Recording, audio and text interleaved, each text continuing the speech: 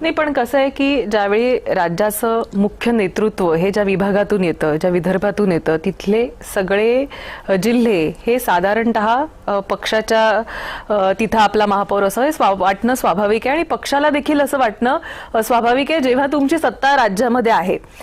पण हे सगळं करत असताना तुम्ही आता म्हणताय की महापौर तर तसा पहिल्यापासून भाजपच्या ह्याच्यातला होता, पण इथे महापौराला देखील सामना करावाच लागला होता. याकडे आपण कसं पाहता? इतका विजय सोपा नव्हता. बघा, याच्यामध्ये तुम्हाला एक जर सांगितलं तर या ठिकाणी दोन्ही पक्षाचे जे महापौर पदाचे उमेदवार होते यांना कुणालाही काही माहीत नव्हतं, काय चालू आहे हे माहीत नव्हतं.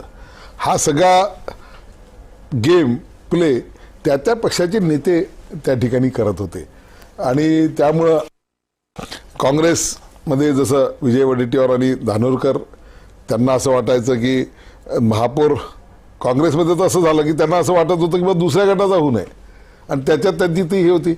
आमच्यामध्ये पक्षांनी ठरवून दिलं संगीता खांडेकर या महापौर पदाचे उमेदवार राहतील आणि त्यांनाच महापौर करण्याच्यासाठी ज्या ज्या गोष्टी कराव्या लागल्या त्या आम्ही सर्व त्या ठिकाणी केल्या.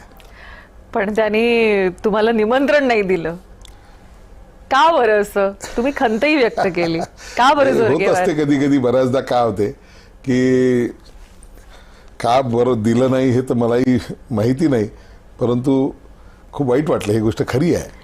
इतक्या काळानंतर इतक्या काळानंतर आपण भाजपमध्ये आलो, भारतीय जनता पार्टी, एक जे घडणारी गोष्ट, कारण की आमच्याजवळ 24च होते, 34चा मॅजिक फिगर होता आणि जे 10 आणायचे होते सर्व भारतीय जनता पार्टीच्या विरोधी विचारातून निवडून आलेले.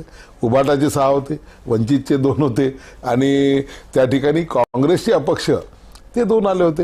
या 10 लोकांना वेगवेगळ्या स्तरावर बोलणी करून, चर्चा करून, त्यांच्याशी वाटाघाटी करून या सगळं जेव्हा घडवून आणलं आणि घडवून आल्यानंतर जेव्हा त्या विजयी होऊन बाहेर निघाल्या सभागृहातनं, मी त्यांना सगळ्यात पहिले हार टाकणाऱ्यांपैकी मी होतो. त्यावेळेस मला निमंत्रणाची आवश्यकता नव्हती, कारण की पक्षाच्या एक महापौर म्हणून ते आलेले आहे, त्याचं स्वागत आम्ही करायला गेलो. परंतु दुसऱ्या दिवशी मात्र जेव्हा तो पदभार स्वीकारला त्यावेळेस मला वाटलं नव्हतं की बा पदभार स्वीकारता याची माहिती होती, परंतु मला डावललं जाईल असं मला वाटलं नाही. मला असं वाटलं की बा बाकी इतर नेत्यांना कुणालाही बोलवलं नसेल, मलाही काही बोलवण्याचा प्रश्न येत नाही. वेळेवर कधी मुहूर्त असतं, काही असते, परंतु बाकी लोक दिसले आणि मला मात्र त्या ठिकाणी बोलवलं नाही. थोड्या वेळासाठी जरूर मनामध्ये वाईट वाटलं जरूर. सगळी जुळवाजुळव केली तुम्ही, काँग्रेसमध्ये पण सेटिंग केली असं